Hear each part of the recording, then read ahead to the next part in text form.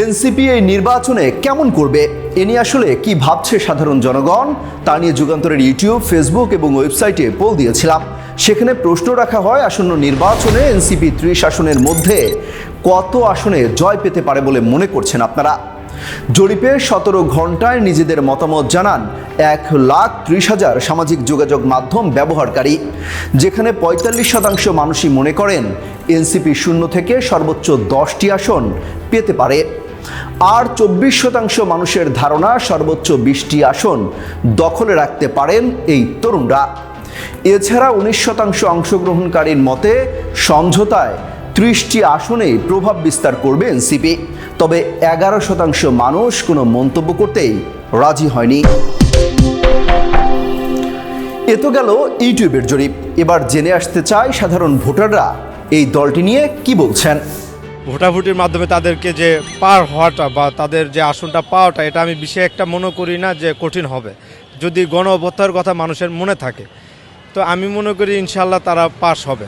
হাসনাত আব্দুল্লাহ আসলে আপনার রাজনীতি করার জন্য উনি কোনো প্রাপ্ত বয়স্কই হয় নাই। ওরা হচ্ছে কোঠা নিয়ে আন্দোলন করে রাজনীতিতে নামছে, তার উনি রাজনীতি করার যোগ্যই না। Walton Electric Kettle. Boil fast, live smart. আমি তাদের জয়ী হওয়ার সম্ভাবনা অবশ্যই 10% বেশি দেখছি। 24 জুলাই আমরা সবাই জুলাই আন্দোলন করেছি। অবশ্যই আমরা চাইব জুলাইয়ের নেতৃত্ব এই দেশে টিকে থাকুক, এই দেশে জুলাইয়ের নেতৃত্ব যারা আছে তারা সামনে এগিয়ে যাক। যদি মঞ্জুর হাসান মুন্সিও থাকতো ইনশাল্লাহ হাসনাত আব্দুল্লাহ জয়ী হবে। ইনশাল্লাহ জয়ের জন্য 100% নিশ্চিত হাসনাত আব্দুল্লাহ জয় হবে। আমরা চাচ্ছি তরুণদের মাধ্যমে দেশ এগিয়ে যাচ্ছে, তরুণরা কি করতে পারে এটা জনগণ দেখুক। উনি দেবের দ্বারা অনেক উন্নয়নমূলক কাজ করেছে। আমরা আশাবাদী করছি যে এমপি হওয়ার পরেও তিনি এভাবে কাজ করবেন, জনগণের পাশে থাকবেন। জনগণের মধ্যে আড্ডাডি হতে পারে। ছাত্রর পক্ষে আমরা আছি, আমাদের ছেলেমেয়েরাও ছাত্র। আগামী প্রজন্মে আমরা নতুন মুখ দেখতে চাই, নতুন মুখ আসুক।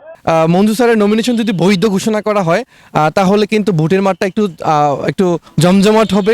যদি মঞ্জুর হাসান মুন্সিও থাকতো তাহলে ওনার আশাবাদী ছিলাম যে উনি পাশ করবে।